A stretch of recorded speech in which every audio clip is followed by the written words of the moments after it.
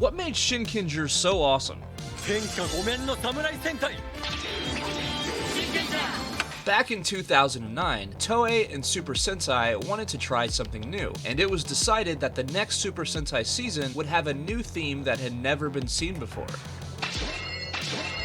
This season would be about samurai, and this resulted in one of the most original, well-written, and well-acted seasons ever that is still extremely loved by the Toku community. So let's Bushido and go back to 2009 and throughout the years to look at what made Samurai Sentai Shinkenger such an awesome Sentai. 300 years ago, Japan was faced with the emergence of the Gedoshu, which are evil creatures from the underworld. In order to combat them, the Emperor of Japan called upon the heads of 5 samurai clans to oppose the Gedoshu and form Shinkenger. These samurai practice mojikara, the art of using kanji and magical ways to imbue themselves with power and to use different abilities provided by the kanji. This battle between the Shinkengers and the Gedoshu has waged on for 17 generations, until the Gedoshu were temporarily defeated before re-emerging years later.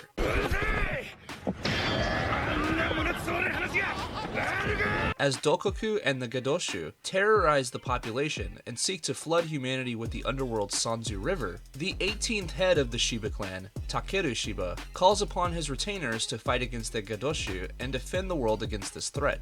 On a side note, this show even shares a crossover with Kamen Rider Decade, which is pretty freaking awesome. Toei really went all in for the theme here, but in a way that is unique to Sentai. Unlike a show like Kamen Rider Gaim, where the riders in that show resemble fully armored samurai, the suits in Shinkenger are a lot more reminiscent of a samurai's kimono, from the robe-like look of the chest, to even the look of the gap on their hip. Each ranger's visor is in the shape of a kanji, which represents their various elements. As we know, it's hard to be a samurai without a katana, and this show features the Heiden Saisetsu Shinkenmaru, or the secret playback katana Shinkenmaru, representing the signature weapon of a samurai.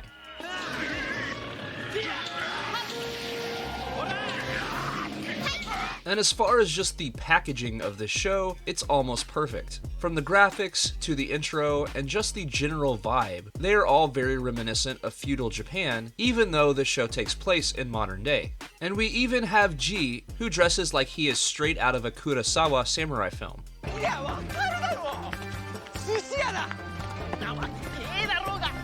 In my opinion, this show has one of the best casts of all time. Everybody here just kind of plays off each other really well, and there's a lot of variation in their personalities.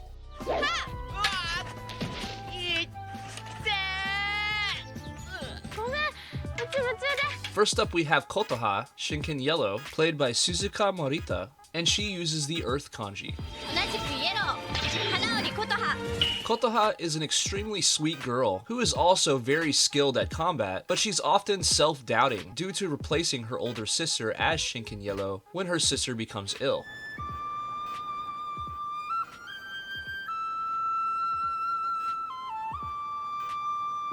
She spends a lot of time admiring Mako, and she tends to see her own flaws more than others do.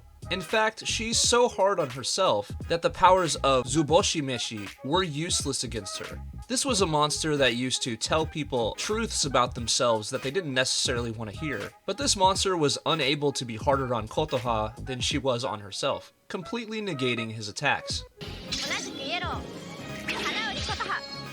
She is the youngest member of the team, who is very close in age to Shiaki, and they tend to be pretty tight throughout the show. Eventually, Kotoha received a letter from her sister stating that she was the true Shinken Yellow, and we would see an upswing to her confidence when this happened.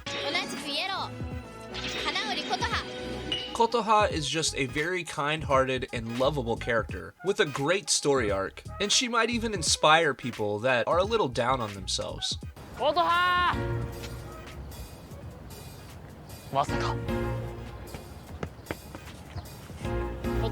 Next up we have Shinken Blue, Yunosuke, who is played by Hiroki Aiba. His kanji represents water. Early on in the show, we see Yunosuke practicing kabuki, which is a form of Japanese theater, until he receives the call to be a Shinkenger. Despite wishing to be a kabuki performer, when the time comes for him to answer Takeru's call, he does so without hesitation, and he is fiercely loyal to Takeru, oftentimes bowing and referring to Takeru as Lord a lot more than the other rangers here. He takes his responsibilities very seriously.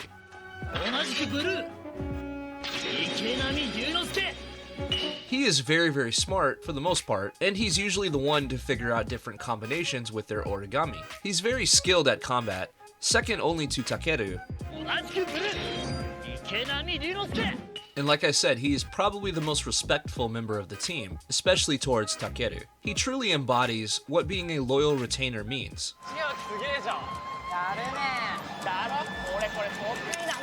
Next up is Shinken Green, Chiaki, played by Shogo Suzuki. Chiaki's kanji represents wood. Chiaki is the second youngest member of the team, and because of this, he would much rather play Tekken most of the time than train to be a Shinkenger. Early on in the series, it's initially shown that he has little or no respect or adoration of Takeru. You know, he kind of views him as just another dude.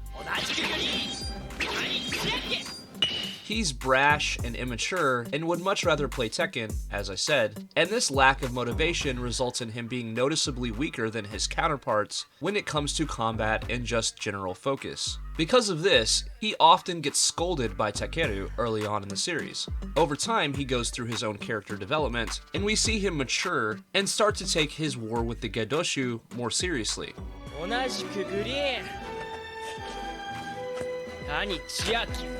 Despite how brash and immature he is, he's shown to actually have a pretty big heart, especially when it comes to Kotoha. After rewatching this series, I would say that he's one of my favorite Green Rangers, and over time he turns into a very likable character.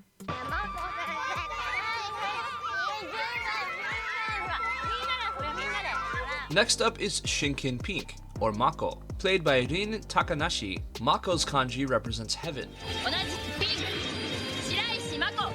Mako was abandoned as a young child, and she was raised by her grandmother while training to become a samurai.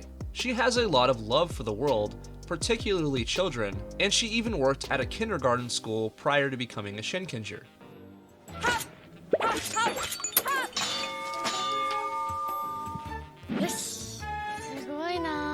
On surface level, it's easy to see that she has tons of personality and likability. In fact, Kotoha is often seen admiring her, even for her cooking, which everybody else in the group pretty much agrees that it sucks. Mako has a very heavy story arc involving her father suddenly reappearing after all these years and trying to get her to move to Hawaii. Her mother was a Shinkenger who was injured, and I guess their solution was to move and abandon their daughter, because logic. But anyway, her dad is kind of a buffoon, and this story arc will genuinely make you feel bad for her. She is a very empathetic character and attempts to help those that are down. And as I said, she is a terrible cook, even making Takeru pass out from one of her awful dishes at one time. Next up we have Shinken Gold, Ginta, played by Keisuke Soma. Ginta's kanji represents light, and he is sushi and fish themed. Ginta is a sushi chef that was the childhood friend of Takeru, and he used to watch young Takeru train, and this made him want to also be a samurai. He uses similar equipment to the other rangers here, but with slight sushi-themed changes. This guy is constantly talking, and he's full of pep and personality, even to the point of being pretty damn strange sometimes. And he uses a technique called Aido, or Ai, but this is a Japanese martial art that has to do a lot with sheathing and unsheathing the sword very quickly. And while using Aido, he uses both the Sakanamaru and its saya in both an offensive and defensive style. And of course, it's very fast. Interesting note, Keisuke Soma would appear in Kamen Rider Saber as Isaac or Master Logos. His suit looks pretty cool, but if you replace the blue on the suit with some black, I think it would be even better. Just some personal preference.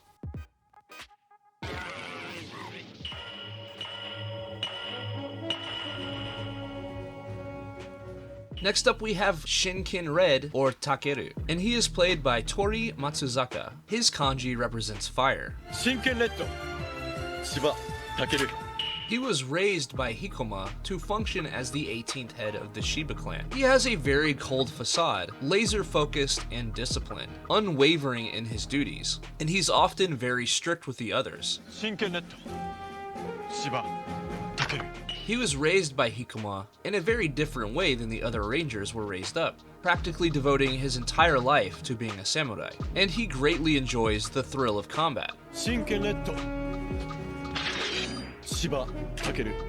Takeru functions very well as the leader of this group because of his steadfast demeanor and commitment to what needs to be done. Over time, we do see some flaws in his personality, making him even more human and thusly even more endearing to the audience.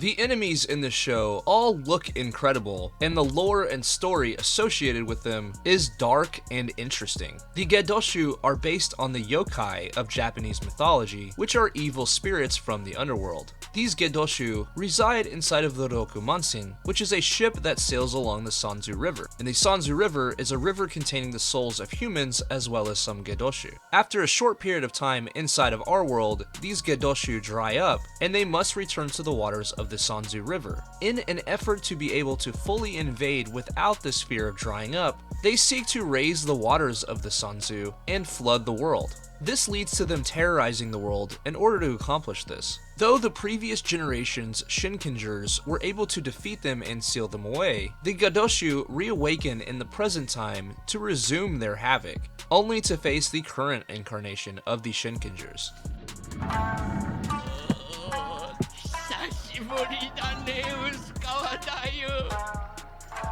Dayu is the right hand of Dokoku, and she is extremely subservient and loyal, which is actually quite reminiscent of the Shinkenger's dynamic, and the way that Yunosuke is constantly demonstrating his loyalty to Takeru. She was once a human, as she murdered a man as well as his wedding party guests due to her unrequited love for him. When this happened, her soul became corrupted, turning her into Dayu. She's constantly petting her little Furby and playing music on her shamisen, which expresses her sadness as well as eases Dokoku's rage momentarily.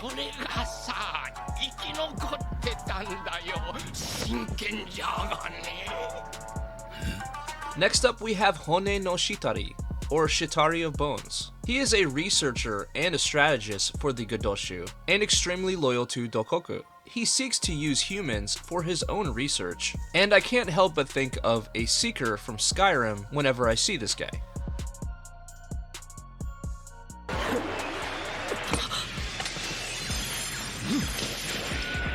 We have Juzo, a somewhat rogue Gedoshu. He lived as a master swordsman that disregarded the samurai bushido due to his love of violence and killing. He wields an incredibly sick-looking katana named Uramasa with a red serrated edge on the backside of the blade. And this blade was forged from the souls of his family who tried to free him from his violent ways. To escape death, he willingly entered the Sanzu River, thus erasing any good left in his heart. And this turned him into a Gedonin, a half-Gedoshu that can exist for an indefinite time in both worlds and assume a human form. He can also live for a seemingly infinite amount of time, and because of this, he searches relentlessly for a worthy opponent. Not to mention, this guy, when he's henshined, looks freaking awesome. Easily one of the coolest looking villains in the history of Sentai.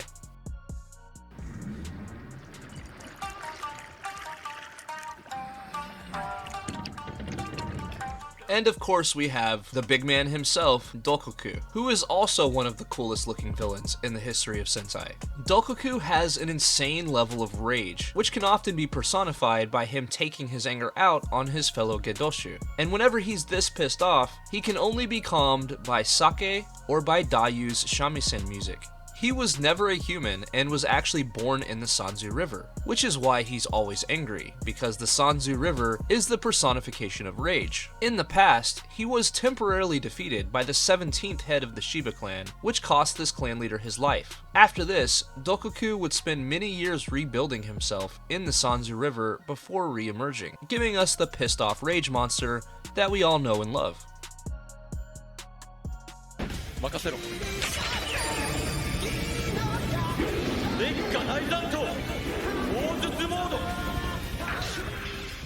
This show has some incredibly awesome and unique equipment as well. Basically everything that was designed here for the show fits in very nicely with the samurai motif, and I think that this was also around the time where Bandai and Toei decided, hey, let's make a lot more money. So we started seeing the emergence of auxiliary pieces of equipment for what I assume is to sell more toys. But this equipment is really cool, so I don't really mind it.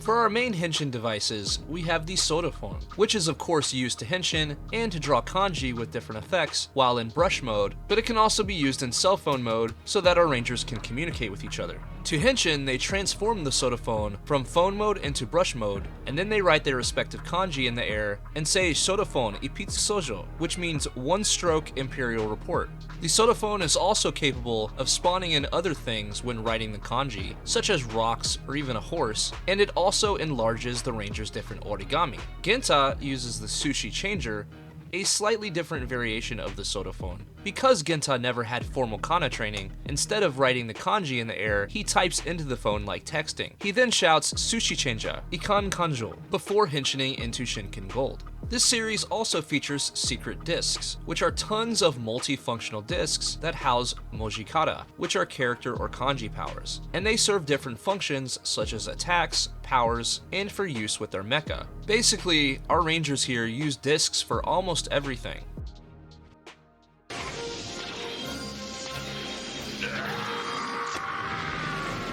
Of course, we have the Shinkenmaru, which integrates with the secret discs and can also be transformed into the ranger's signature weapons, and they also use it to control their origami.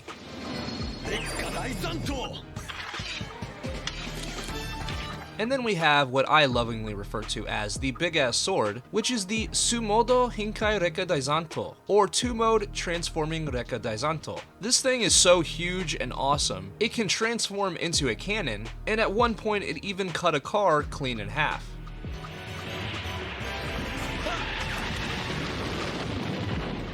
Shinken Blue gets Water Arrow, which resembles a Japanese longbow, with a big-ass water kanji right in the middle. Pink gets the Heaven Fan, which resembles a Japanese war fan, and given Mako's personality, it kinda fits. Green gets the Wood Spear, which is a spear, it's a spear. And then Shinken Yellow gets the Land Slicer, which is basically a giant shuriken that can be used in melee combat as well as ranged combat.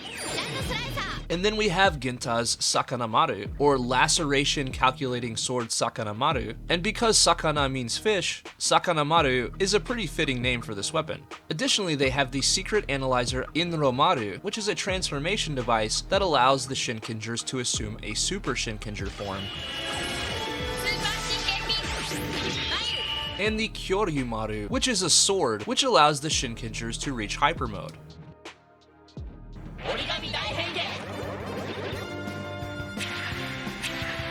Each ranger here is given their own origami, which they carry around with them, but they can also use their brush to make it grow large and enter mecha mode.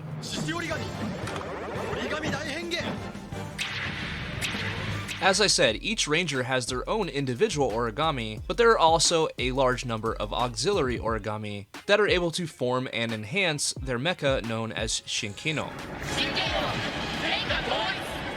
This mecha is armed with the Daishinken, or the Great True Sword, and a giant secret disc that doubles as the secret shield. This mecha system is cool as hell. Shinkino looks like an armored samurai, and there are tons of cool ass combinations, including Shinken Hao, which is an incredibly elaborate form that looks like he would barely be able to move, but it's insanely powerful and visually incredible.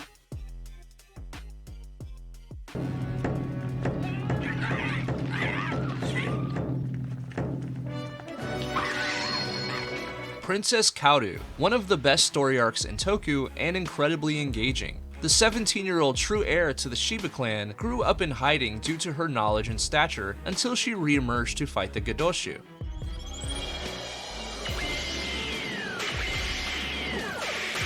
Throughout her very short story arc, we can see that she's extremely graceful. She carries herself like someone that grew up inside of royalty. She has very few wasted motions while she's henshin, reflecting on her quality of training.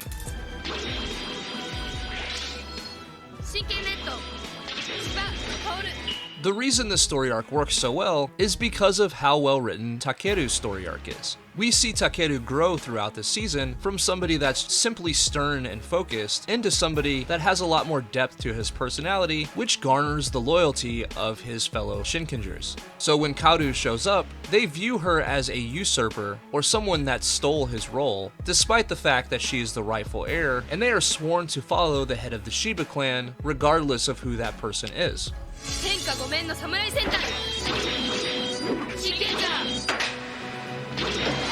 The other Rangers would fight alongside her, but in their hearts they still remained loyal to Takeru, as he had earned their loyalty throughout the show, so they weren't just following the clan head, but him as a person. In the meantime, Juzo chooses his ultimate and final opponent in Takeru, and we would have a long, super hype sword fight sequence that was spread out over the course of several episodes.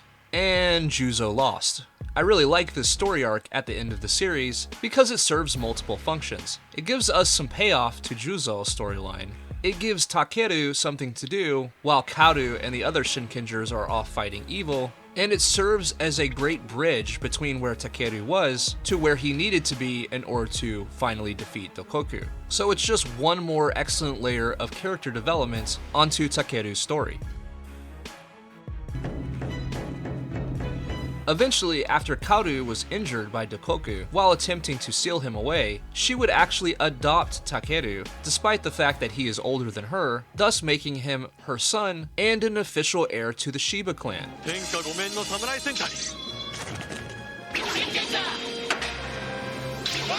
The Rangers would eventually defeat Toku, and they would reunite once more inside of their dojo before ultimately leaving one by one. And this is a very, very somber end. To say that it's bittersweet would be an understatement. The cast here is really, really good. They all have excellent character development. So while they're all saying goodbyes, while Yunosuke does his farewell dance, I challenge you to not feel anything in that moment.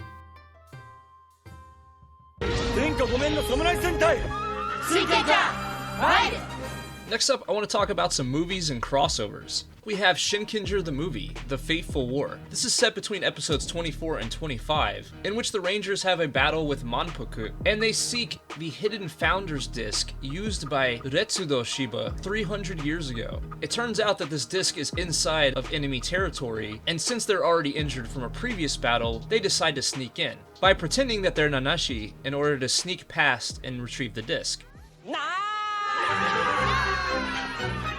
Only to see a message from Retsudo talking about how they will only see the power in time. They charge into battle against Manpuku, with Takeru seemingly losing, only for him to use the Founder's Disc and find the power that they were seeking inside of Manpuku, which he managed to extract via a stabbing through the heart. This turns his Shinkenmaru into the Kyoryumaru, and he goes hyper mode. This movie is pretty sweet, despite being on the shorter side.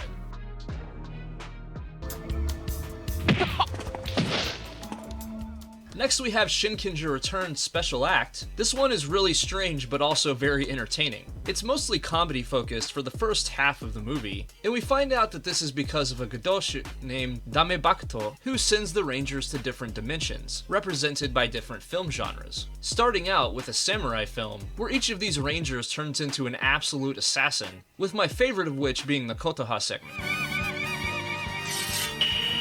This movie goes through many different settings and styles that you probably wouldn't expect from a Sentai movie, and I really love the sushi showdown and the forest animals. Eventually, this becomes more like traditional Shinkenger, which is also pretty fun and entertaining, but the first half is definitely what will make this memorable for you.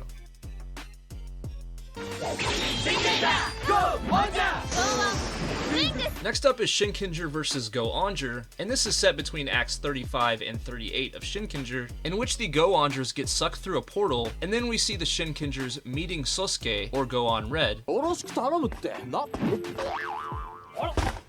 Sosuke and Takeru clash because of their personality differences, which isn't super surprising, and it's Christmas time in Japan. Time to get some KFC. Merry Christmas!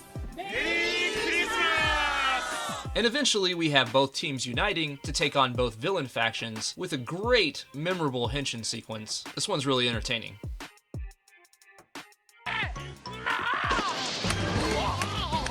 Next we have The Light Samurai's Surprise Transformation, and this is a really short and strange DVD in which Genta befriends a Nanashi that gives him a sob story about what a terrible upbringing he had. And then Genta moronically brings the Nanashi to the Shiba clan dojo, where understandably Takeru doesn't let him stay, so Genta decides to take care of him by teaching him different things to make him useful. But ultimately, this Nanashi steals the Inromaru and henshins into a Super Nanashi, before eventually we see Genta henshin into Hyper Shinken Gold. This is basically like a half episode. Like honestly, if you just cut off the climax of a normal episode and sold it by itself, that's pretty much what this feels like. But it is pretty entertaining to see Genta act like a total moron for 15 minutes.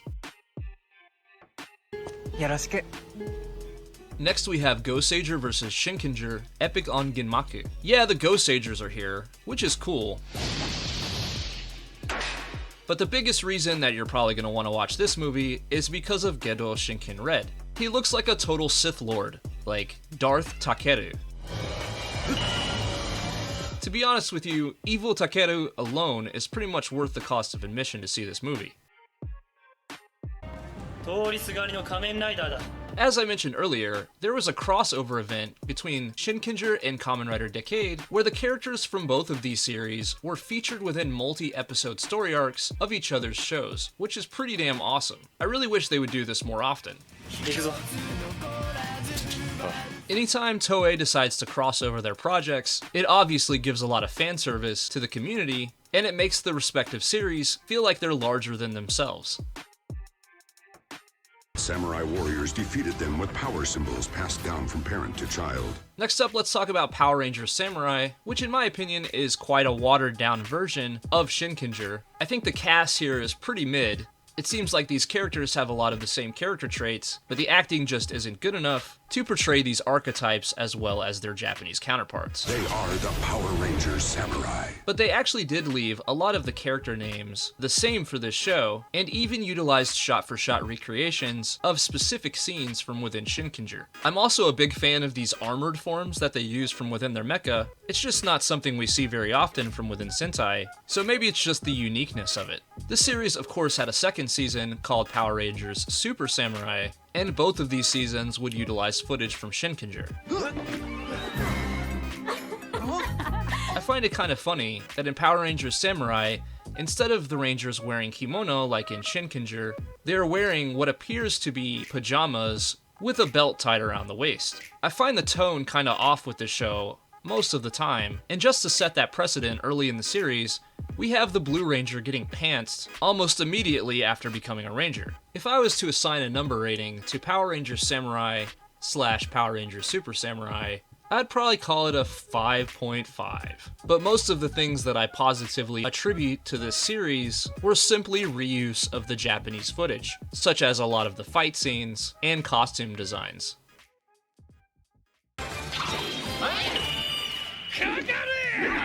So what were the things that made Shinkenger so awesome? It had an exciting and unique plot. It had excellent theming that really went all the way with the samurai theme. We had an excellent cast full of likable characters that were all different from each other, and they were able to stand out on their own but also function really well within a team. We had some really cool enemies that were based on Japanese mythology, and their lore was very dark and interesting. We had some really cool and unique equipment, like their Sodophones, Shinkenmaru, and other weapons. And they also had one sick-ass mecha. This show also had one of the most unique final story arcs in the history of Sentai, and I think this is a season that we're going to be talking about for a long time. But you know what? That's just what I think about Shinkenger. Let me know your thoughts in the comments, and if you enjoyed this video, it would mean a ton to me if you would smack the shit out of that like button.